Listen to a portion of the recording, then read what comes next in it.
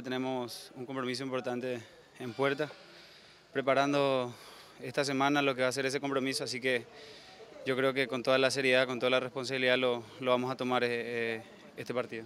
¿Por dónde pasa este buen momento de Guaraní, Néstor? Yo creo que más que nada pasa por el trabajo que se viene realizando previos al partido, la preparación mental, la preparación técnica, física que tenemos es muy importante.